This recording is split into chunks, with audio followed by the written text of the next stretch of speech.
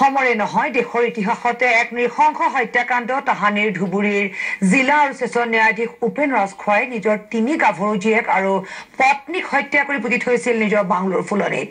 ৰাজখোৱাৰ সেই অপৰাধৰ সহযোগী আছিল তেওঁৰ ৰান্ধনী উমেশ চন্দ্ৰ বৈশ্য। 1970 চনত সংঘটিত সেই হত্যাকাণ্ডৰ বাবে বিচাৰক ৰাজখোৱাৰ ফাঁচি হৈছিল। কিন্তু ৰান্ধনী উমেশ বৈশ্যৰ কি হ'ল চাহক আমাৰ এক প্ৰতিবেদন।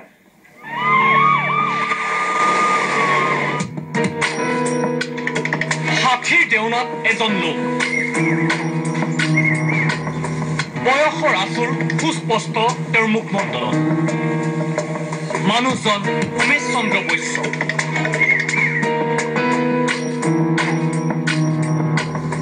হয়, এওঁই উমেশ চন্দ্ৰ বৈশ্য।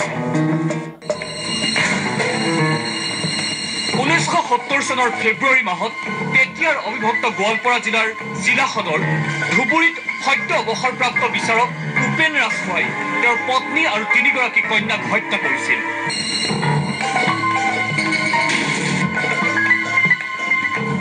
সমগ্ৰ অসম কঁপাই যোৱা সেই হত্যাকাণ্ডত ৰাজখোৱাক সহযোগ কৰা ৰান্ধনী উমেশ বৈশ্যই 1976 চনত ৰাজখোৱাৰ ফাঁচি হ'ল। যাৱজ্জীৱন কাৰাদণ্ড হ'ল তেওঁৰ সহযোগী উমেশ বৈশ্যৰ। নলবাৰীৰ জাগাৰা গাঁৱৰ উমেশ বৈশ্যক নিজৰ জিঘাংসা পূৰণ বলপূৰ্বক ব্যৱহাৰ কৰিছিল বিচাৰক ৰাজখোৱাই। সুদীৰ্ঘ 4টা দশকৰ অন্তত যাৱজ্জীৱন কাৰাদণ্ডৰে দণ্ডিত অপৰাধী উমেশ বৈশ্যৰ মনত আছে সেই নৃশংস কাণ্ড। উপেন ৰাজখোৱা ডিষ্ট্ৰিক্টত ছোৱালী 3 আৰু ঘৈণীয়েকক মাৰ্ডাৰ কৰিছে। তেওঁকো এতিয়া কি কাৰণত হত্যা কৰিলে সেইটো কিন্তু মই নাজানো, কিন্তু হত্যাৰ দুজনক মই জানো ভালকৈ। হত্যা কৰাটো আৰু দুজনতো মই হত্যা কৰোঁ গম নাপাওঁ। সেই দুজন থাকোঁতে মই মানে এই হত্যাকাণ্ডত মই লিপ্ত আছিলোঁ, কিন্তু মই লিপ্ত আছিলোঁ বাধ্যতা আছিলোঁ। মই ভয়ত শেষ টাইমত মোক পিষ্টল দেখাত মই বাধ্য হৈ মই লিপ্ত হৈছোঁ। এতিয়া দিন হাজিৰা কৰি দৰিদ্ৰতাৰে জুৰুলা সংসাৰ চলোৱা উমেশ বৈশ্যৰ পত্নী কন্যাৰে ভৰা এখন সংসাৰ আছে। উমেশ বৈশ্যই ৰোমন্থন কৰিলে সেই অভিশপ্ত অতীত। মই তাতে আছোঁ, কিন্তু প্ৰথমটো হ'ল কি ৰাতি হত্যা কৰে, কিন্তু তাৰ নেক্সট দিন কিন্তু গুৱাহাটীত যোৱাৰ কথা আছিল।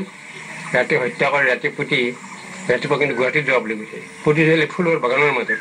4 দিন পিছত নেক্সট ছোৱালীজনী সিহঁতৰ কিবা ক'লে বন্ধ হৈছে নেকি, সিহঁতে আহি মানে ধুবুৰী পায়।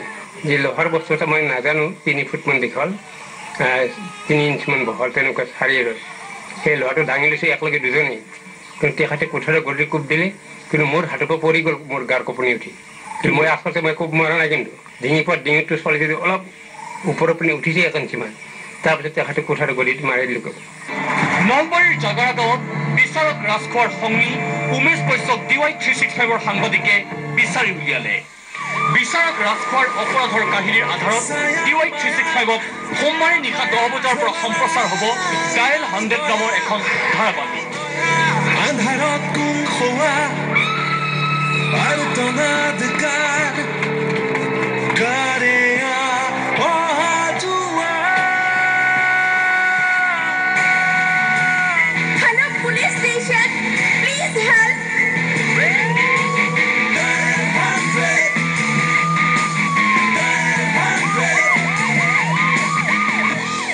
এজন অৱসৰপ্ৰাপ্ত বিচাৰক যি জীৱনটো আনৰ অপৰাধৰ বিচাৰেই কৰিলে, তেওঁ কিয় হত্যা কৰিছিল নিজৰ 3গৰাকী গাভৰু কন্যা আৰু পত্নী। উপেন ৰাজখোৱা আৰু উমেশ বৈশ্যৰ সেই অপৰাধৰ কাহিনী আকৌ নাটকীয় ৰূপত সজীৱ হ'ব DY 365। অপেক্ষা কৰক সোমবাৰে নিশা 10 বজালৈ।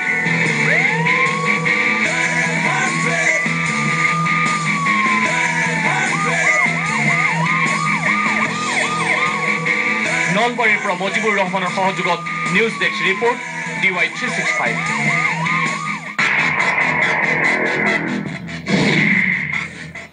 মন্ত্ৰী